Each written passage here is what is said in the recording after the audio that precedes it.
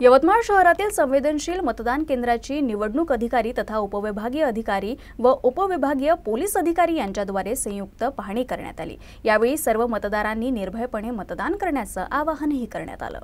शहरातील संवेदनशील मतदान केंद्र समजल्या जाणाऱ्या स्वर्गीय इंदिरा गांधी घरकुल शाळा, स्वर्गीय दीनदयाळ उपाध्याय नगर परिषद हिंदी शाळा व श्री छत्रपती शिवाजी महाराज नगर परिषद शाळा या ठिकाणांना निवडणूक अधिकारी तथा उपविभागीय अधिकारी अमित रंजन, उपविभागीय पोलीस अधिकारी रॉबिन बन्सल, सहाय्यक निवडणूक अधिकारी शशिकांत बाबर, अतिरिक्त सहाय्यक निवडणूक अधिकारी रवींद्र इंगळे, पोलीस निरीक्षक दिनेश झांबरे व नोडल अधिकारी पंकज गावंडे यांच्या चमूने भेट देऊन संयुक्त पाहणी केली। यावेळी मतदान केंद्रावर आवश्यक असणाऱ्या सर्व सोयी सुविधांची निवडणूक अधिकारी यांनी पाहणी करून सर्व बाबींची पूर्तता करण्याचे निर्देश दिले। कायदा व सुव्यवस्थेच्या दृष्टीने उपविभागीय पोलीस अधिकारी यांनी सर्व बाबींची तपासणी केली। निवडणुकीच्या दिवशी कुठलीही अडचण येऊ नये म्हणून आवश्यक ती सर्व पूर्वतयारी आधीच करण्याबाबत उपविभागीय पोलीस अधिकारी यांनी पोलीस निरीक्षकांना सांगितलं।